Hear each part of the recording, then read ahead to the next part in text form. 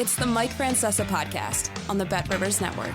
Hello again, everybody, and welcome to the Mike Francesa podcast on the Bet Rivers Network, brought to you by Casamigos Tequila. Casamigos Tequila is brought to you by those who drink it. Yesterday, I told you that the Yankees were malfunctioning. You thought maybe that three-game sweep against the Reds would be rock bottom, and then you found out last night that it wasn't rock bottom. They had more in them. Now, we'll see if they have even more in them as they lost for the 15th time in 20 games. But this was as devastating a shot to the solar plexus as a team can take. One strike away from beating the Red Sox, who had given them gifts in this game. Otherwise, the Yankees might not have scored. They also needed a rain delay because the starter looked great early in the game, but obviously wasn't the same after the rain delay. They wasted a very good performance by their starting pitcher, but they were one strike away from starting a weekend series with the Red Sox, needing a victory in the worst way, and couldn't get it. I've talked to you about Holmes all year. And I've never knocked him as a pitcher. What I've said is that I just never saw him as a big-time closer. He's blown 5 saves this year, and if not for pure luck, he'd have blown 9. He's given up over a hit an inning. As a matter of fact, in his last 6 innings, he's allowed 11 hits and 8 runs. He continued to throw sinkers to a left-handed hitter who finally got one in his spot and delivered it into the seats in Yankee Stadium and tied the game at 3. And before you know it, it was 5-3. But all was still right with the world because Soto opened the bottom of the 10th with a single. And now you had first and third, once Rice figured out which way to run on the base paths, you had first and third, no out, 5-3 down, but here was Mr. Everything coming to the plate, and he was going to make everything right with one swing. Except that one swing wound up being a pop-up caught in foul territory. And now it was up to Verdugo, who, on the first pitch, popped up so that he left it to Cabrera, which means no shot. Ground ball to first, game over. Yanks lose again and lose in devastating fashion, but it was more than that. It was more than Torres finally leaving with that groin injury, which has obviously kept him from running hard or hustling for weeks. Or playing well. After the game, I watched the press conference, as you always are going to do, but especially after a game like that, you had to see what the manager was going to say. Has he finally had enough? Has he gone over the brink? And what about some of the peculiar stuff you saw in the game? What about what went on with LeMahieu and with Volpe on the base paths? And he stood there and said he was asked a direct question about whether LeMahieu busted it out of the box. And we all know he didn't. He didn't hustle at all. And he said he hustled. He not only defended him, he lied for him. What can this team do in this now 3-week just complete slide that has seen them lose 15 in their last 20 games? Seen them bring back not just thoughts of last year, but complete versions of last year. And no one draws his ire. I watched Torres not run right in front of me against the Mets. Right in front of me. He didn't run at all. And they made excuses for him. Listen, I understand that he's a styling outfielder who's very good. But you still don't tolerate that kind of lackadaisical play when you're losing. And then last night, LeMahieu, who basically looks older than Biden, didn't even run. Forget what Volpe did. That was just a brain freeze. I'm not accusing Volpe of not hustling. What I'm accusing of is just a brain freeze on the base paths. But forget all that. Because the Red Sox defense, which is leaky in the infield, gave them gifts. And now they had a 3-1 lead in the ninth, and they were one pitch away. So they were going to finally open the weekend series, getting ready for Cole on Saturday, with a win against the Red Sox. Instead, it was 3-3. And then, after the ball went over the center field fence in the 10th inning, well, now it was 5-3. But you still had that rally in the bottom of the inning with the big boys coming up, and you know what? They didn't get it done. When the Yankees don't have Judge getting 4 hits, they have no chance. Now, Judge has actually gone 0 for 11. He hasn't had a hit on the 3rd, the 4th, or the 5th. There should be an investigation. He's 0 for 11. Even guys like Judge, who have been not hot, who have been on a pace that is Ruthian, have to have a couple of hitless days. And when they do, this lineup, which is 2 stars and 7 really bad players right now. That's what it is. 2 stars and 7 bad players in the lineup. And when one of the stars doesn't hit, well, the offense doesn't work real well.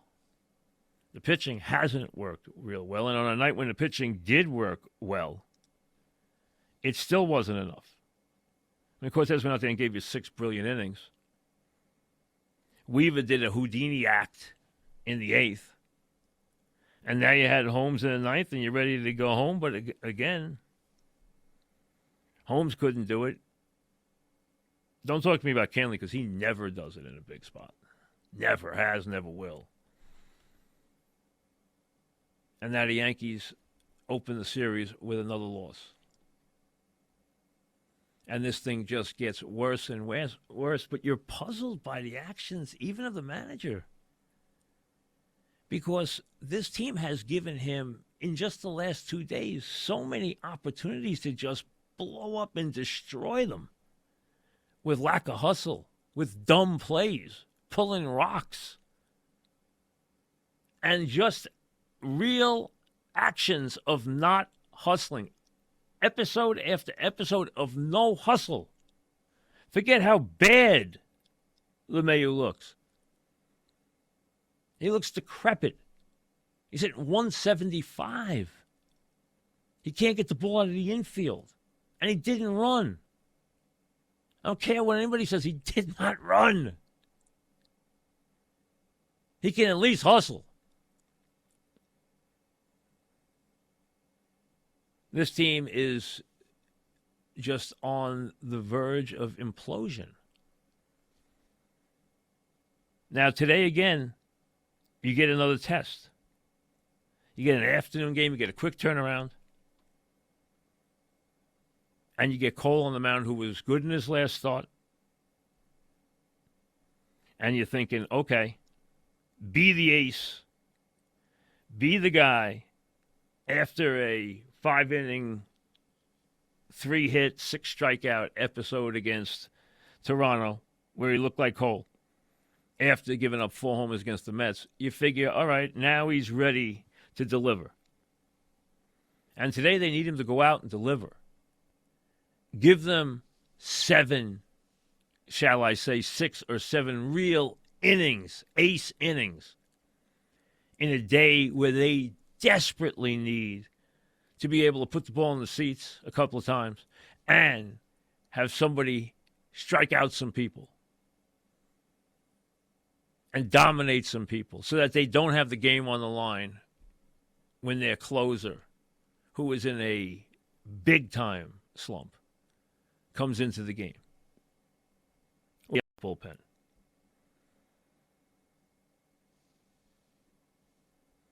So that's what we're going to see in just a couple hours. Now, like I said, the Yankees have become compelling because they're so bad. You want to see if they actually are this bad. Everything they did in the first couple of months has been thrown away.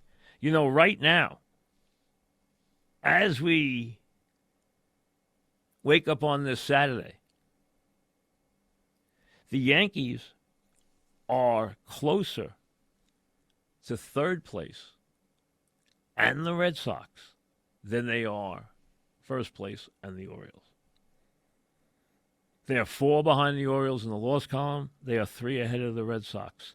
The surging Red Sox, who are now 9 games over 500, who have won 5 straight games, while the Yankees have lost 4 straight games and 9 of 11.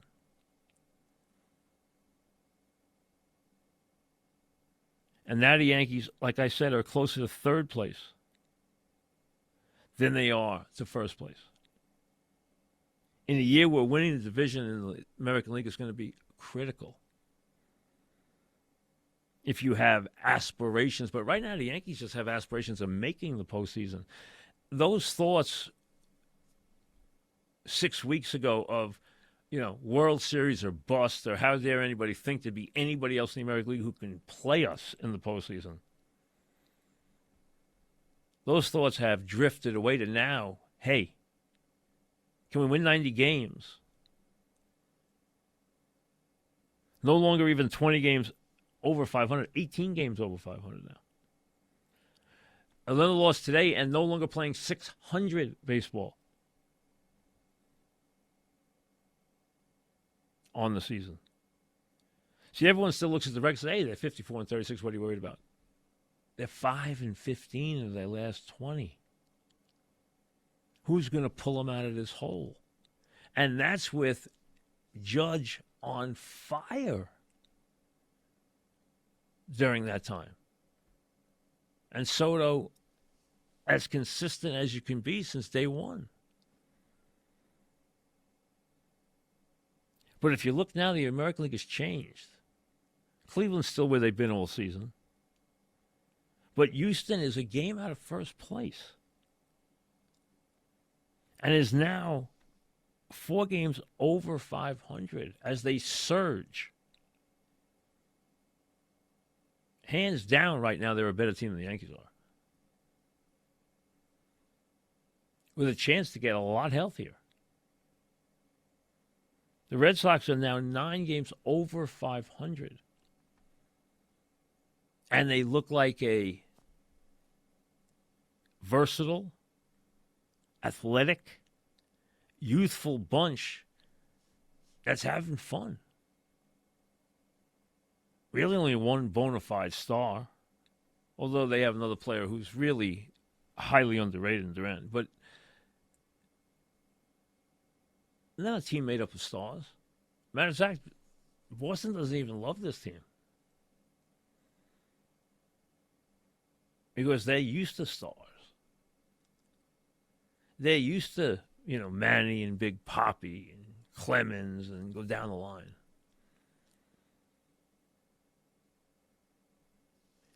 But that team is playing baseball and doing the things that winning teams do, while the Yankees are doing everything wrong. And you wait for the day it turns around. Now, today it's cold. If it's not cold, then who? You're going to wait till Sunday night to try to pull out the third game of the series? With Heel on the mound, who has gotten rocked, whose ERA in July is 9 after it being 7 in the month of June? Who was the best pitcher in the American League for his first 12 starts and now has cratered. He hasn't had a slump. He has cratered. You're going to hand him the ball tomorrow night and expect that to be the issue?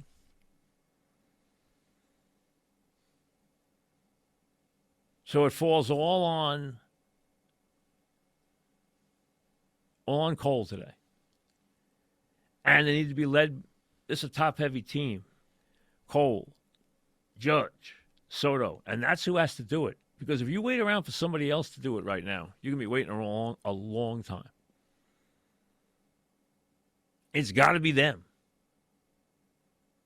It's got to be Cole going out there today and dominating for 6 or 7 innings, and Soto and Judge wrecking the game today. If they're going to get a rare, and right now, rare, Think about how many Yankee victories you took for granted in May and June, in May and early June, where they were just, swatting people. Oh, they win 8 in a row again. Oh, they did this. Oh, look at these scores, 8-2, 9-1, 10-1, 10-2. Now they can't find a victory with a flashlight. And last night, they got their hearts ripped out. Let's see how they respond today. Now to the Mets.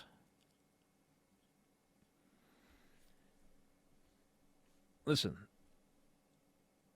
the Met run was impressive, but they've got to now beware of the backslide, which started on Wednesday when they blew a 5-0 lead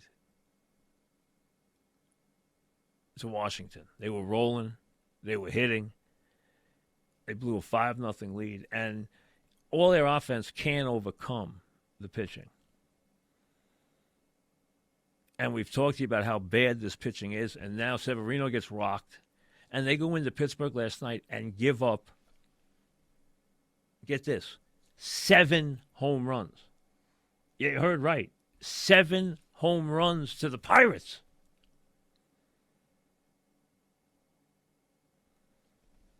Pirates don't have a whole lot of home run hitters. 7 home runs to the Pirates. And get spanked. And now they've lost 3 games in a row. And all of a sudden, if you do that, the wild card completely changes. Now, in a race that has 9 teams within 5 games, the Mets are 3.5 back and way back in positioning. You lose one night in the National League, you lose 3 slots in the wild card race. That's how it works. It changes that quickly.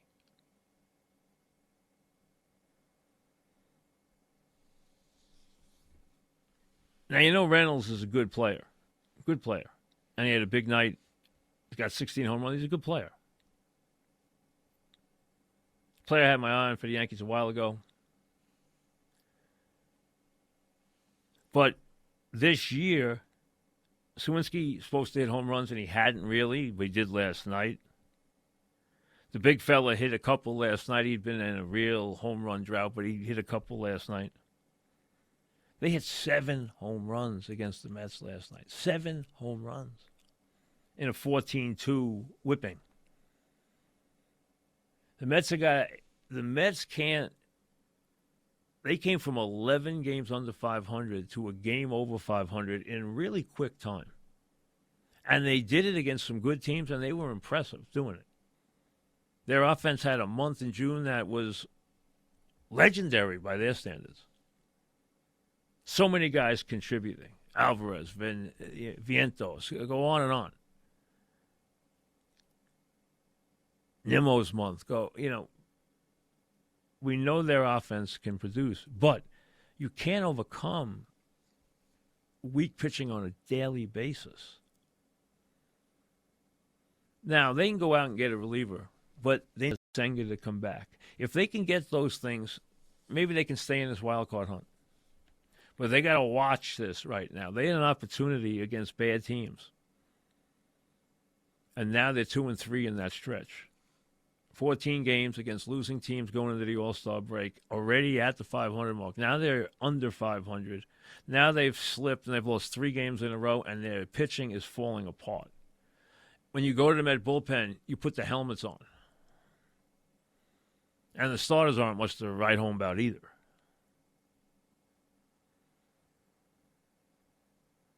They need some help in this regard, and they need it soon. Otherwise, that really good month they had will just be a distant memory. This is an important time for them. They need to get to the break. And remember, the break comes really late. The Yankees will have played 98 games. The Mets will have played 95, 96 games by the time they hit the break. Which means you're in a sprint when you get out. You got 62 games, 63 games, 64 games left. You're in a sprint. And the premium that teams are going to ask for decent relievers when there's 12 teams out there looking for a reliever.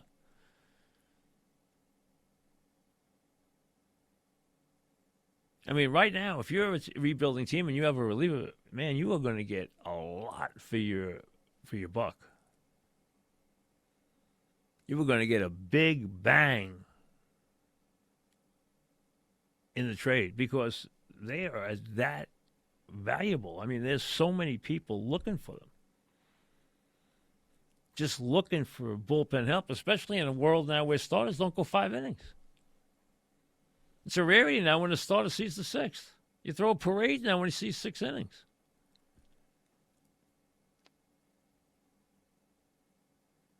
But I want to see really how Cole takes the ball today. I've been tough on Cole in my life. I understand that. But today's the day to take the ball. Not give up a 3-run jack to Davis. Don't give Davis a 3-run home run today. Even though if memory serves me right, he hits him pretty hard. And get out of there. Now, I think you look at that lineup and you say, hey,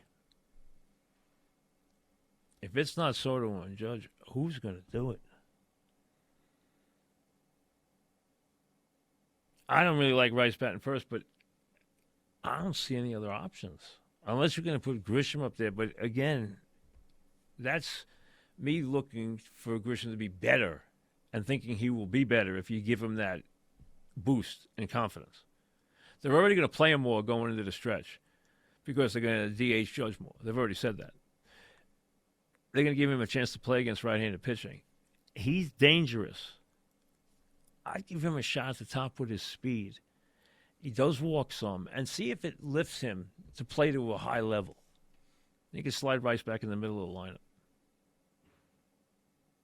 You know, Rice has been okay, and everyone acts like he's great because everyone else has been so bad. But he's just been okay.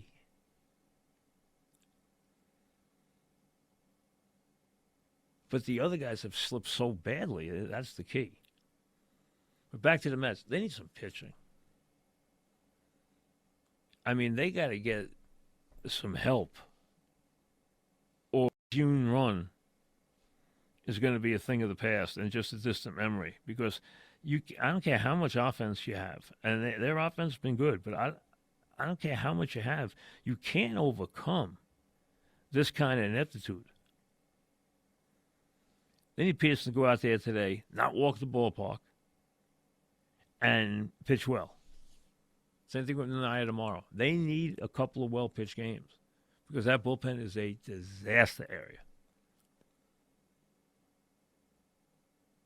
And they got to watch this. 3 games is tolerable after the way they've played, but 4 games is a backslide. And you start to give back a lot of what you accomplished. And if you're the Mets, you did not want to do that going into this break. You wanted to get there and still be okay. Not be under 500. That would be such a bitter disappointment. Right now they're 2 under after 3 straight losses. You don't want to be 4 or 5 under going to the break when you could have been 2 or 3 over going to the break, and that's night and day. That's a month's work.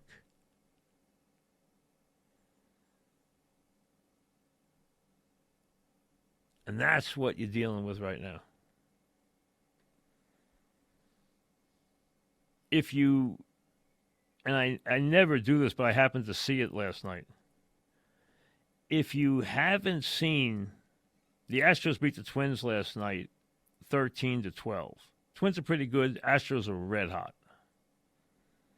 But if you haven't, check out this catch that Lopafrito made in right field for the Astros. You got to see it. You've seen a lot of great catches in your life. We all know that. You can think of the great catches you've seen from Willie Mays or from Ken Griffey Jr. or from a million different guys. check out this. This is one of the more unusual, bizarre catches of robbing a home run that you've ever seen. Really something different. As we said, the Astros are playing very, very well right now. Very well.